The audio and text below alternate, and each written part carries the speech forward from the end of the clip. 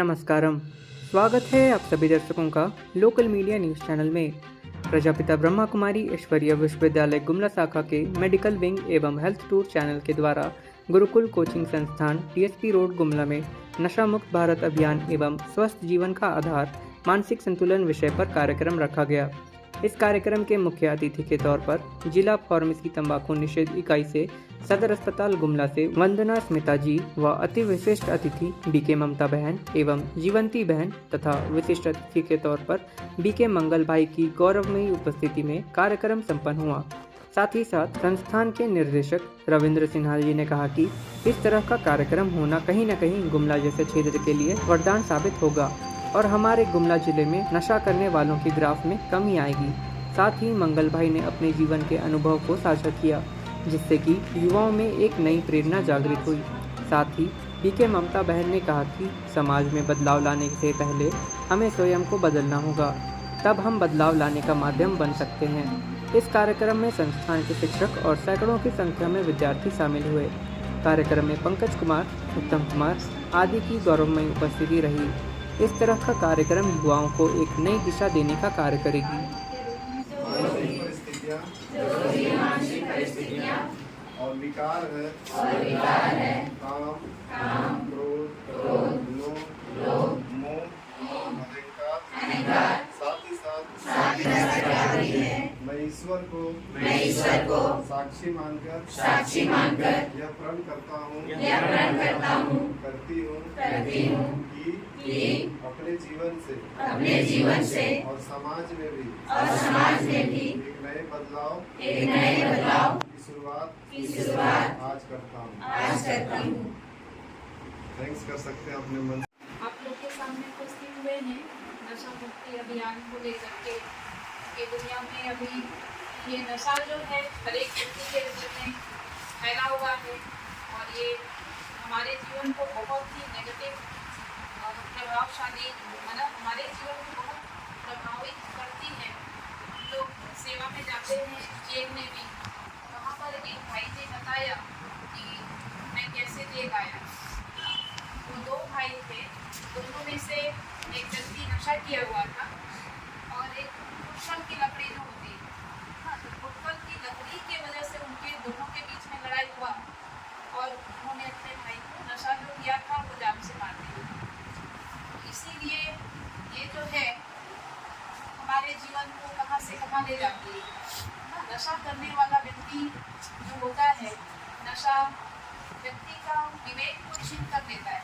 नशा करने के बाद में क्या अच्छा है क्या बुरा है, किसको क्या बोल रहे हैं, किसको अपमान कर रहे हैं, गाली गलौज कर रहे हैं, कोई समझ में नहीं आता है।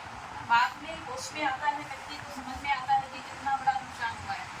तो इसीलिए ये मेडिटेशन के द्वारा वो गुटखल की लकड़ी बहुत बड़ी चीज़ नहीं थी, लेकिन नशा करने वाला व्यक्ति के अंदर में जो कंट्रोलिंग पावर था वो खत्म हो गया था। हाँ, तो ऐसे ही नशा करने से हमारी जो मन की शक्ति है वो धीरे धीरे खत्म होते जाता है। तो मेडिटेशन करने से हमारा मन शक्तिशाली बनता है। तो मेडिटेशन माना क्या कि हम जानते हैं कि वास्तव में हम आत्मा है। आत्मा हम सुनते ही हैं कि आत्मा आती है जाती है, लेकिन आत्मा का स्वरूप क्या है ना। तो ये हमें भगवान परमात्मा बताते हैं कि आत्मा का स्वरूप ज्योति स्वरूप है, स्टार जैसे है। सभी का मान्यता अपना अपना है, लेकिन यहाँ पर जो परमात्मा हमें बताते हैं उस हिसाब से हम आपको बताते हैं कि आत्मा ज्योति स्वरूप है। आत्मा दिखाई नहीं देता है, आज तक किसी ने आत्मा को नहीं देखा। आत्मा एक शक्ति है, वो आत्मा ही सारा कर्म करती है, आत्मा ही देख रही है, बोल रही है, जो भी कार्य कर रही है वो शक्ति ही कर रही है। जब तक वो शक्ति शरीर में है तब तक शरीर का वैल्यू है, वो शक्ति निकल जाती है तो शरीर का कोई वैल्यू नहीं है ना। तो जिस तरह से एक बकरी का बच्चा बकरी जैसे होता, गाय का बच्चा गाय जैसे होता, चिड़िया का बच्चा चिड़िया जैसे होता है, वैसे ही आत्मा का जो पिता है वो आत्मा जैसे ही ज्योति स्वरूप होते हैं, प्रकाश स्वरूप, लाइट स्वरूप, जिसको हम लोग अपने अपने नाम दे करके याद करते हैं, गॉड, अल्लाह, ईश्वर, जो भी। लेकिन वास्तव में हम सभी भाई भाई वाला बात हम लोग पहले भी सुने कि भाई भाई कैसे ना, हिंदू मुस्लिम सिख ईसाई सब आपस में भाई भाई। अगर शारीरिक दृष्टि से देखेंगे तब तो मुझे जन्म देने वाली माँ बाप आपको जन्म देने वाले माँ बाप अलग अलग हैं, लेकिन ये जो शरीर को चलाने वाली जो आत्मा है, वो सभी शरीर में वो आत्मा विराजमान है ना। तो आत्मिक दृष्टि से देखेंगे तभी हम परमात्मा के संतान होने के नाते आपस में भाई भाई हैं ना। तो हम सभी, चाहे हिंदू हो, मुस्लिम हो, सिख, ईसाई, सभी भाई भाई हैं। इसी दृष्टि से हम आत्मिक भावना सभी के साथ में रखते हैं। और यहाँ पर भी ये मेडिटेशन जो सिखाया जाता सभी के लिए, सभी आत्माओं को भगवान आकर के पढ़ाते हैं और राजयोग सिखाते हैं।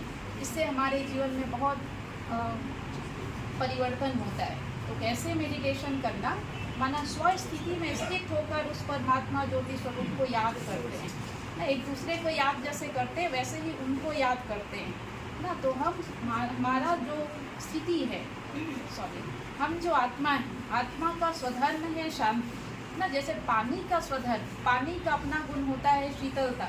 आप कितना भी उसको गर्म करिए, थोड़ी देर में शीतल हो ही जाता है ना। तो आत्मा का भी स्वधर्म है शांति। कोई भी आत्मा ज़्यादा देर तक गुस्सा में, चिड़चिड़ापन, शोर शराबा में नहीं रहना चाहती। हर आत्मा को शांति चाहिए होता है ना। लेकिन शांति मिले कहाँ से ना, वही शांति को हम दर दर ढूंढ रहे हैं, भटक रहे हैं मंदिरों में। मैं हूँ रिपोर्टर आदित्य और आप देख रहे हैं लोकल मीडिया। धन्यवाद।